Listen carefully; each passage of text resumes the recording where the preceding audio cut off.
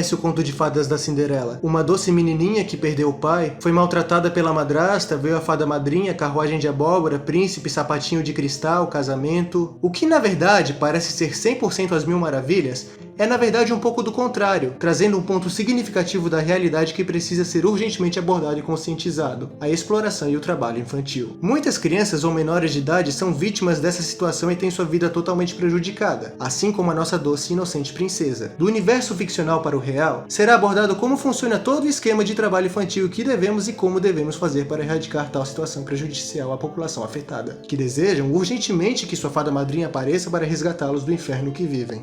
Walter, vai ser bem direto. A gente quer saber, principal de tudo, são as condições que vocês enfrentam no programa, no projeto, como é que vocês acabam fazendo toda essa parte de não só receber as denúncias e ajudar as crianças, mas um processo meio de ressocialização dela, como é que vocês fazem esse apoio? Em primeiro lugar, me chamo Walter, eu sou coordenador municipal do AEPET, aqui na cidade de São José. Marco quer te apresentar? Oi, eu sou o Marcos, estagiário do Walter.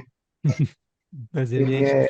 Que fase que tu tá, Eu Marco? tô indo pra nona, na verdade, né? Me Nona. formo ano que vem, Ano que né? vem, tá Final do aqui ano que fazendo vem. estágio comigo. Cumpre nos informar, então, que assim, o trabalho infantil, ele é toda atividade laboral, tá, realizada por crianças e adolescentes antes dos 6 anos de idade.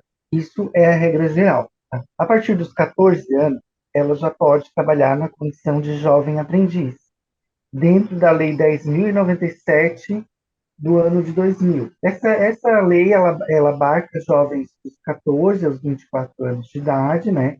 Na condição de jovem aprendiz, né? E ela traz ali, né, o principal conceito dessa lei é que esse trabalho ele tem que ser realizado de forma que venha uma aprendizagem, né, junto com esse trabalho, por isso que o nome é Jovem Aprendiz, né? E esse trabalho tem que colaborar para a aprendizagem desse adolescente ou desse jovem está inserido nesse programa. Tá? O contrato de trabalho pode durar até 2 anos, e aí tem uma série de direitos ali que o jovem tem, inclusive férias, né? Ele tem também direito ali. E tem que uma parte dessa carga horária ser reservada ao aprendizado. A partir dos 16 anos, o adolescente já pode assumir a condição de trabalhador comum, assim, pode assinar carteira de trabalho e tudo, exceto trabalhos noturnos, perigosos, insalubres e prejudiciais ao desenvolvimento moral, cognitivo e físico desse adolescente. Aí, então, só a partir dos 18 anos. Então, lavação de carro, mexer com produtos químicos, incluindo produtos de limpeza, carvoaria, mina, construção civil, bar, balada, boate, tudo isso só pode a partir dos 18 anos. Então, isso é o que é o básico da legislação, né? Sobre o trabalho infantil doméstico, além disso, existe uma lista, que é a lista TIP. A lista TIP, que é a das piores formas de trabalho infantil, ela é da Organização Internacional do Trabalho, a OIT. Essa lista, ela está na Convenção 182 da Organização Internacional do Trabalho, onde ela lista ali uma série de tipos de trabalho, inclui o trabalho infantil doméstico como uma das piores formas de trabalho infantil. Difere-se a ajuda no lar do trabalho infantil doméstico. O trabalho infantil doméstico acontece quando esse adolescente ou essa criança, quando ela assume para si a responsabilidade do lar, desde lavar roupa, lavar louça, fazer comida, cuidar dos irmãos pequenos, cuidar do avô doente, isso caracteriza o trabalho infantil doméstico, tá? Já aquela ajuda pontual no lar, tipo arrumar a cama, arrumar o quarto, botar os brinquedos na caixa, ajudar a mãe em alguma atividade que esteja dentro e de acordo com o desenvolvimento físico e cognitivo daquela criança, que não ponha a saúde dela em risco, num horário limitado, né, não um dia todo, né, e que não prejudique o acesso à escola e à convivência comunitária e social com crianças de sua idade, enfim, com os familiares, né, ou seja, que não comprometa o brincar, o lazer, o lúdico, aí isso é considerado ajuda no lar, né? Então tem essa diferença aí, né? Que é muito, ela não é tênue, mas as famílias acabam abusando disso, né? Fazendo com que a criança trabalhe para além de suas forças, para além do que ela consegue, para além cognitivamente, fisicamente, né? E aí exploram elas para o trabalho no lar, tá? A maior parte do trabalho infantil doméstico, ele é realizado por meninas, né? Menino é mais assim na lavação de carro, na rua, que também são considerados piores formas de trabalho infantil, né? Mas o trabalho infantil doméstico, ele tá mais assim ligado a meninas mesmo. Uma Legal. coisa que me chamou a atenção, é você explicando as diferenças do que seria um trabalho infantil doméstico, seria simplesmente tarefa de casa, o que prejudica, o que não prejudica a infância, ou a escolaridade. Eu conheço, tipo, um relato que talvez você já possa identificar o que significa, tipo, conheço uma história de um homem de 50 anos, tipo, na juventude dele, ele contou que ele passou estudando em escola pública até o ensino médio, mas teve que parar também lá pelos 13 anos. Ele precisou trabalhar duro para sustentar a própria família. Os pais não ligavam muito para o estudo também. O pai dele era alcoólatra. Ele disse que ficava triste em, tipo, em ver os meninos da janela da casa dele brincando enquanto ele precisava trabalhar, que ele começou a trabalhar numa gráfica. Isso seria considerado uma espécie de trabalho infantil? Sim, isso é trabalho infantil, porque aí, como você relatou, tem vários prejuízos que hoje ecoam, né, no desenvolvimento dessa pessoa, que inclusive relata sentir-se prejudicada, né, com relação a isso, né, a essa execução do trabalho durante a infância e adolescência, né, ou seja, não pôde estudar, não pôde conviver com as outras crianças, enfim, existiu aí um prejuízo no acesso ao direito, principalmente da educação, que é o que mais sofre, né? Que é o acesso à escola, né? E prejuízos de desenvolvimento de âmbito geral também, prejuízos emocionais, né? Sim, é trabalho infantil, sim. Você conversou com uma vítima de trabalho infantil. Nossa, tocando nesse ponto que o Pedro trouxe da participação das pessoas, de relatos que a gente acompanha, a gente percebe muito bem retratado esse cenário que tu falou, que para as garotas, para as meninas, é muito mais comum elas acabarem sofrendo com esses casos de trabalho infantil doméstico, onde a linha, né, do que é trabalho e o que é uma ajuda do lar, ela acaba sendo cruzada de sempre, Uhum, porque se cria, uhum. né, nelas essa ideia de que o trabalho infantil não existe, é uma obrigação, até por uma questão, acho que nem de uma questão social também, um próprio problema de que as pessoas, que é um papel dela enquanto mulher, mas independente da idade, ela exercer essas funções. E que a gente reparou, muitos casos são pessoas que hoje em dia conseguiram correr atrás um pouco do prejuízo, mas infelizmente o dano foi tanto na fase de educação inicial que eles não conseguiram recuperar. Então hoje em dia trabalham em muitos subempregos. E aí nisso eu queria Aham. saber, quando vocês aí na fundação, na IPT, vocês acabam recebendo essas pessoas, como é que vocês acabam fazendo para poder dar esse auxílio tentar reestruturar uma agenda familiar, não nem uma agenda familiar no caso, mas para elas conseguirem voltar a ter o máximo de apoio para ter uma vida comum, porque muitas vezes a família mesmo acaba impondo essas situações às crianças. Aqui, hoje, nós temos o AEPET, que trabalha específico a situação de trabalho infantil para crianças e adolescentes, ou seja, aquelas que sofrem trabalho infantil, ou ainda trabalhamos na parte da prevenção do trabalho infantil, tá? Daí, dentro da assistência social, nós temos os CRAS, que são Centros de Referência de Assistência Social, que são localizados nos territórios, né? Aqui no município são 5 CRAS, tá? E aí, esses CRAS, cada CRAS atendem alguns bairros referenciados, né? E aí lá eles têm atividades como encaminhamento de serviços de convivência, atendimento com psicólogo social, com assistente social, atendimento de grupo. Essas famílias são acompanhadas no sentido de cada vez que aparecer uma situação de vulnerabilidade social, essa família ser atendida, tá? Isso para prevenir a ocorrência de trabalho infantil, porque a gente sabe, por exemplo, se uma família tem uma insegurança alimentar, ou seja, não tem dinheiro suficiente para comprar o seu próprio alimento, se ela não tem essas condições, ela não tem um amparo social, muitas das vezes ela vai colocar a criança para trabalhar, para conseguir comprar alimento. Esse é só um exemplo, é só uma das situações, tá? Qual que é o trabalho do CRAS? O CRAS faz esse trabalho de acompanhamento, monitoramento do território. Se ele identifica que lá no território dele tem uma família em insegurança alimentar, por exemplo, ele vai acessar essa família, vai fazer o cadastro, vai conceder uma cesta básica, encaminhar para programas de transferência de renda, empregabilidade, vai fazer um trabalho assistencial com essas pessoas, tá? Como forma de prevenir outras violações de direitos, dentre elas o trabalho infantil. Aí nós temos os CREAs também, e nós temos 2 no município, que também atendem cada um uma lista de bairros, e o CREAS é o Centro de Referência Especializado em Assistência Social. Lá aportam diversos casos de violações de direitos, dentre elas os casos já, digamos assim, instalados de trabalho infantil. E aí lá ele vai fazer um acompanhamento mais sistematizado com essa família, vai fazer um plano de atendimento junto com a família, buscando resgatar essas crianças dessa violação de direito. E aí nós temos ali como apoio, né, os serviços de convivência e fortalecimento de vínculos, que são atividades de contraturno escolar que oferecem atividades como música, arte, desenvolvimento cognitivo, motor, iniciação tecnológica, entre outras. Nós temos aí uma série de conveniadas no nosso município que oferecem esse tipo de atividade no qual essas crianças que sofrem trabalho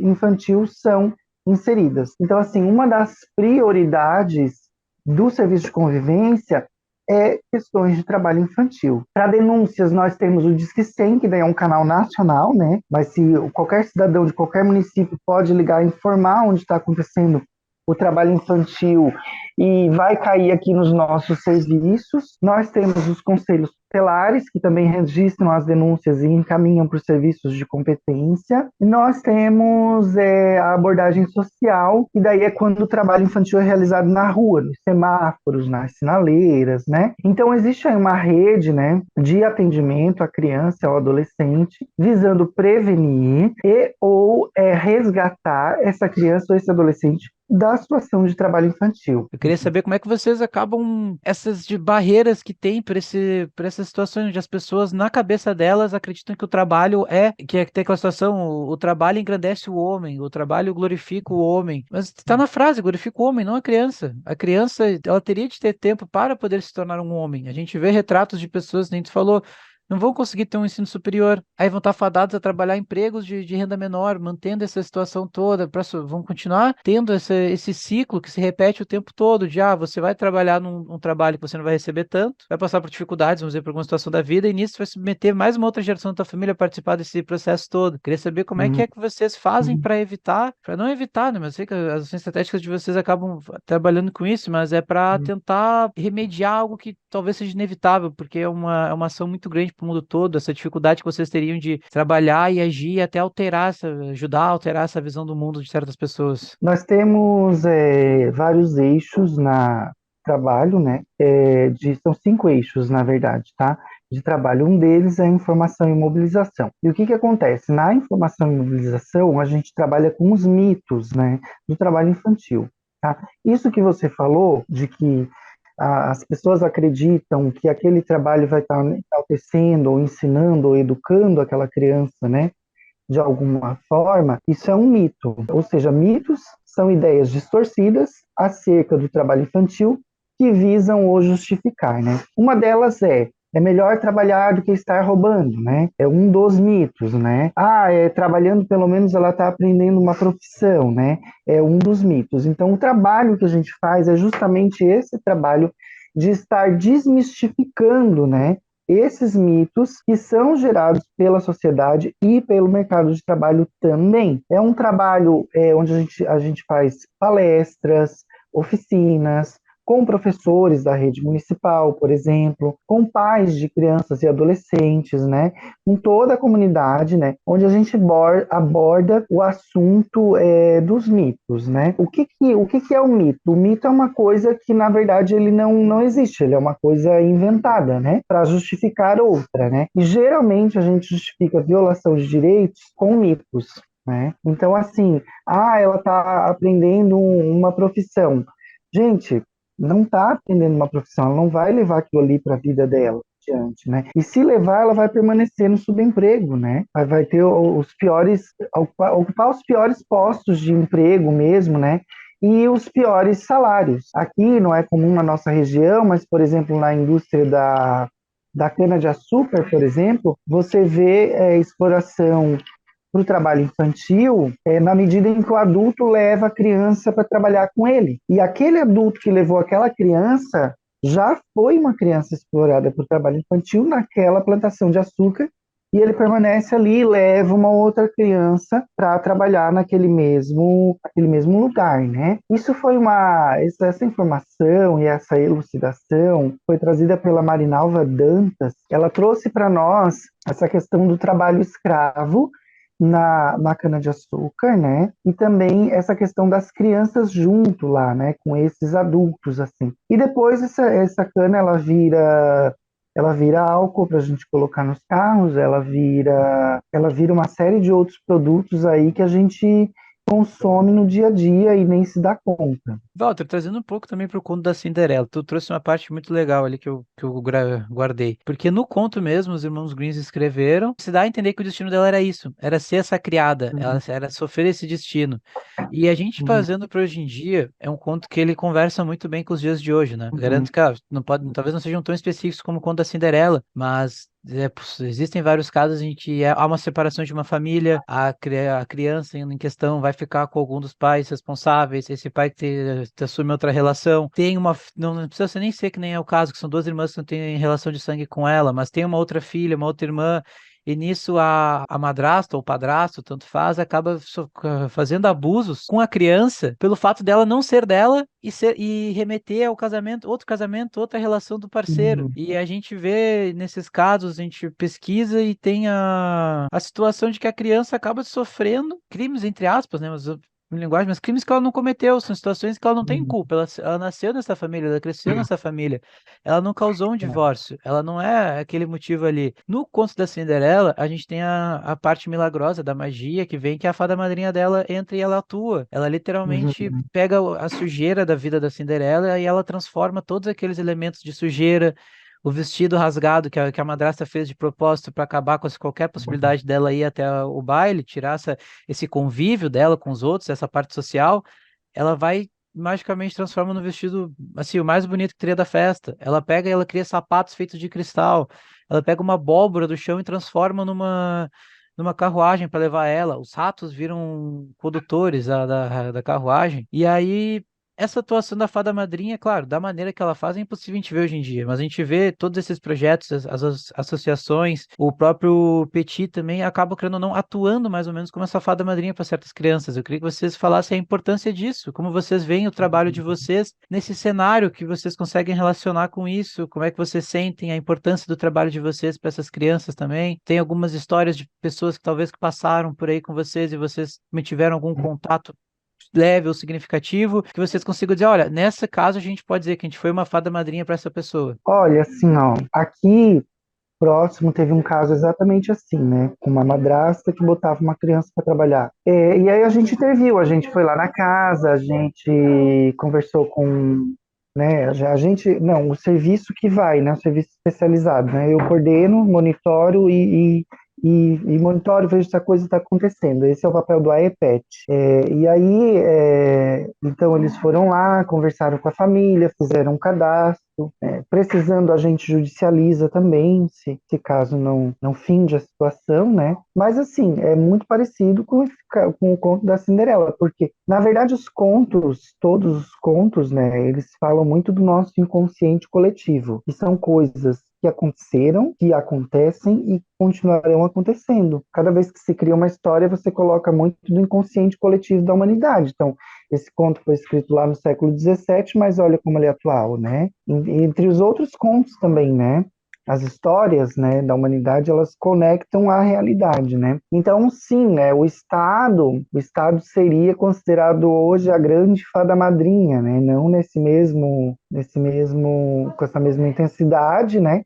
Até porque a gente sabe que a gente tem aí dificuldades, né, de financiamento, ou seja, né, recursos para fazer o trabalho e tudo, né? Mas fica a cargo do Estado realmente, né, a prevenção e o resgate dessas crianças que estão em trabalho infantil. Sobre a questão da intervenção do Estado, mas a questão também envolve os lugares, como por exemplo das fazendas, nas lavouras, da história da cana-de-açúcar que você contou, mas quais seriam mais ou menos as áreas mais afetadas? Por exemplo, o perigo, a falta de segurança que as crianças vendendo bala no semáforo, de poderem ser assaltadas, mas também envolve a questão onde elas moram, tipo, se as condições até já são até insalubres, na casa onde elas moram. Quais são as áreas mais afetadas onde é preciso intervir? Assim, ó, as comunidades das quais essas crianças são provenientes são comunidades pobres. Geralmente, as comunidades pobres, realmente, elas têm menos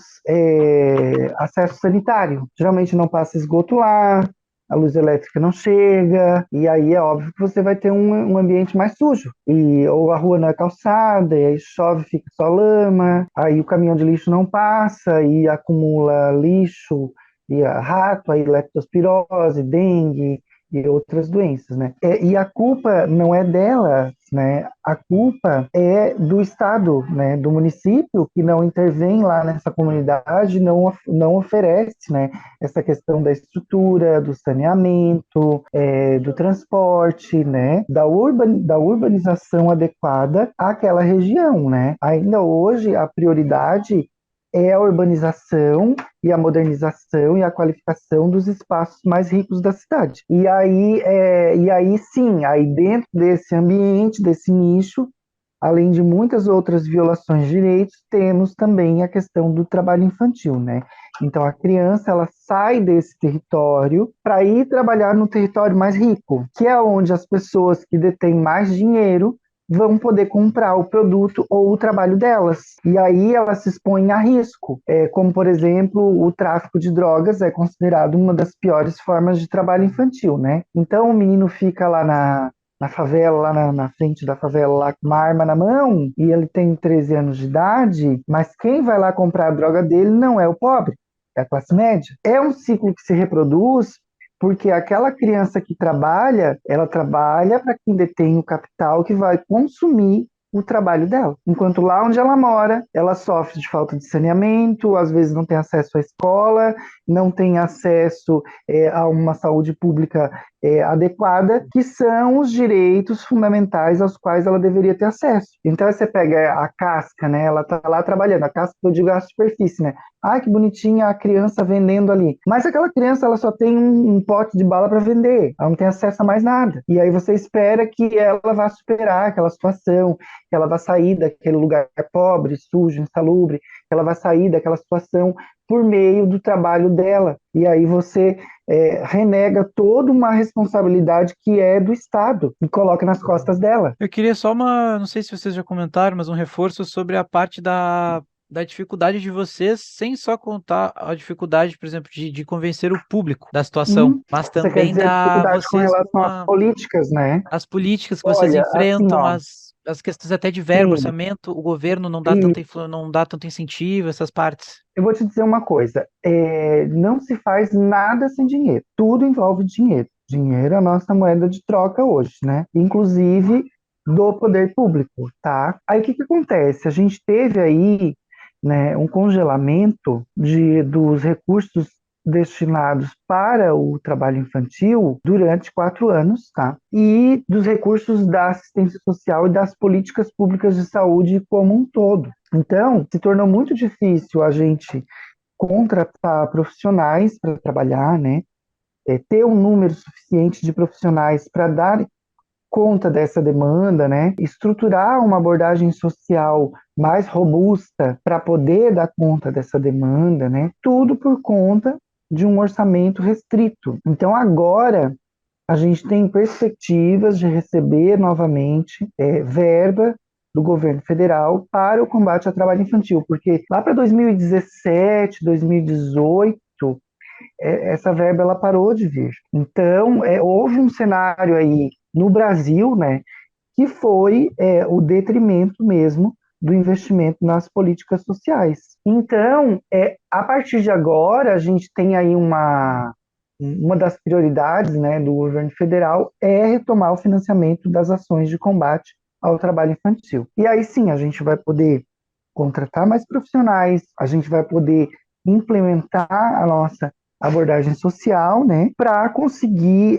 abranger ainda mais o atendimento aos casos de trabalho infantil, né. Ainda assim, a gente tem feito bastante coisa, né, com o pouco recurso que a gente tem, né. Não é ainda o ideal, mas a gente tem feito aí bastante ações dentro daquilo que é possível, né, dentro daquilo que a gente tem para trabalhar, né. Vamos daí focar nessa parte, se as pessoas em si quiserem ajudar você, não sei se vocês têm alguma parte, por exemplo, agora está chegando o Natal, se vocês têm algumas ações de juntar doações para brinquedos, para fazer o Natal das crianças, esse tipo de coisa, se vocês derem só esse último panorama nessas coisas, está ótimo. Referente ao trabalho infantil, referente ao Natal, né, é uma ação descolada do AEPET, né? Aqui na prefeitura, em todas as secretarias, tem uma caixa de brinquedo agora, que vai ficar algum tempo ali. Tem uma caixa aqui na Secretaria de Assistência Social para as pessoas colocarem brinquedos, que a gente está fazendo essa campanha de arrecadação para doação, mas é uma ação à parte, descolada do AEPET e da secretaria, ela é uma ação da prefeitura mesmo como um todo, tá? Com relação a denúncias, né, pode ser denunciado no Conselho Tutelar, que nós temos 2. O Conselho Tutelar sede, o telefone é 48, o código, né, 48, e o telefone é 98467-8951. Nós temos o Conselho Tutelar de Barreiros, código é 48, e o telefone é 98486-2372. Trabalho na rua, quando vê trabalho na rua, liga para a abordagem social, que é o 48 98854 4443, tá? Além do Disque 100. Nós temos um e-mail aqui também que é PETI, ou seja, PETI, Programa de Erradicação do Trabalho Infantil, PET, @PMSJ, que são as iniciais de Prefeitura Municipal de São José, .sc.gov.br, tá? Esse é o recado nosso aí referente aos canais de denúncia, né? E assim, dizer que agradecer por essa oportunidade também, né, de contribuir com o trabalho de vocês, estar falando um pouco sobre o trabalho infantil, né? E promovendo essa reflexão mais aprofundada e séria sobre o assunto.